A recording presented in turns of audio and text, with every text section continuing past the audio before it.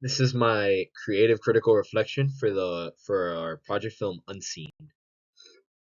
How does your product use or challenge conventions, and how does it represent social groups or issues? My film uses key conventions found in the found footage genre, such as handheld camera work, natural lighting, and diegetic sound. Now, if you combine these three, the goal they set out to do is make the film as real as possible. Now, why would we do this? When you make a film, a found footage film, you really want to immerse the audience in the film and feel like they're watching real events rather than a scripted narrative. So what we what we set out to do, like I said, was to make a a something that feels real, not anything polished, just something raw and real.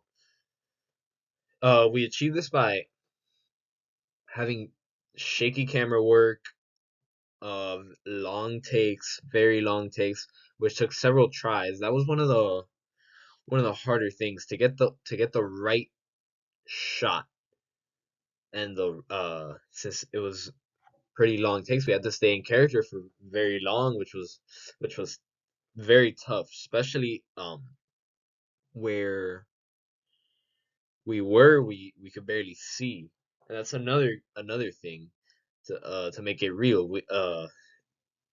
Our where we could barely see, so we had to use natural lighting.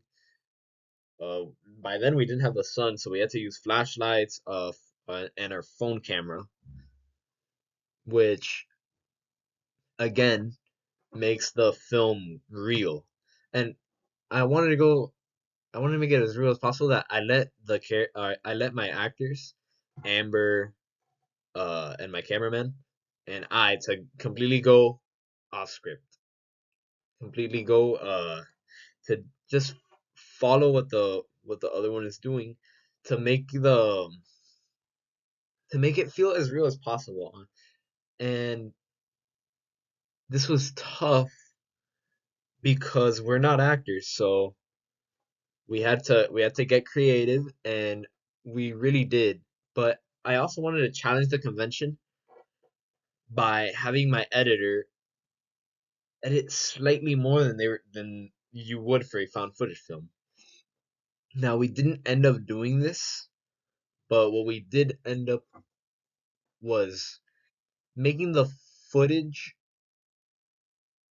kind of that the phone was left there, and I wanted to add like camera turning off sounds, but in the end we ended up doing that. We we came up with the we all said that we wanted as little editing as possible, and also to make the diegetic sound more noticeable. Everything and anything that you hear in the camera, the characters can also hear and react to, which made the whole experience as real as possible and as immersive as possible for the audiences. How does your product engage with audiences, and how would it be distributed as a real media text? Now, my film engages audiences through its immersive first person point of view. Now, what this does, you don't feel like you're in a third person point of view. You're really in immersed in the film, and it makes viewers feel like participants rather than like they're observing something. So what this ends up doing is it restricts information that a story would have if it were being told from a third person point of view, which creates an enigma. Now, an enigma is the mystery in the film, and this is what I loved about making a found footage film. That the enigma, it makes the audiences fill out the image in their own head. They don't know what's real. Well, they do know what's real, but they don't know what is like what fully happened. They can only paint a picture in their head, which creates some horror, but builds the whole entire enigma. And I feel like we achieved that, especially with cutting the footage as soon as the camera falls and David screams. Now you could take this as the film ended, but we didn't want to make it that way.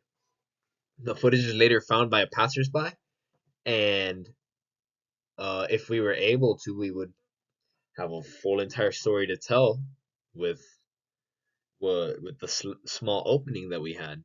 So I feel like we really left the mystery up in the audience, up in the air, and kind of left the cliffhanger for audiences to really wonder and want to watch our product. Now, I would distribute this as a in streaming platforms. Why?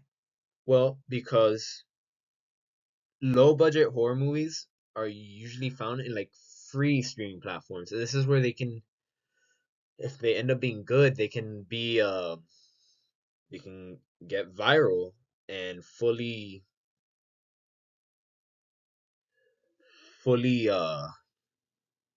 get get people to watch it. Really get people to watch it. This is what's good about modern stuff nowadays, that you not only it doesn't have to sell. It can be in a free to watch platform and still will get the same amount of attention as some other movies. Not all of them, because they have big marketing campaigns, but some of them. How did my production skills develop throughout this project? Well, I feel like my camera work really immensely improved. Uh, I was never really interested in camera work like that. I've always been interested in movies, but never camera work, and how complicated it really is. It made me learn and respect what directors and cameragraphers and the whole entire production team really do.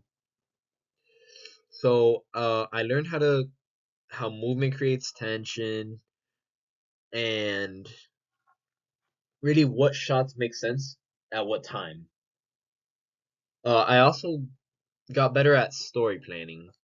This was really hard at the beginning to come up with something up out of nowhere, but I took inspiration from several films, and I feel like my I came up with a solid story.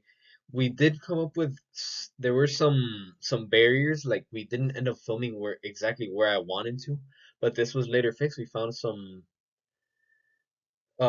old farm area with forgotten equipment and stuff, and we filmed there, and I feel like we really got what I ended up wanting. So my story planning really did improve, and camera work. It really got better throughout the whole entire year. There's progress can be seen. How did I integrate technologies in this project? Well, we my editor used a new editing software that he'd never tried before. And I got a lot better at using my camera on my phone, like I said before. So obviously, to film, we use the camera and my laptop as research and to gain ideas and really find what we wanted to do with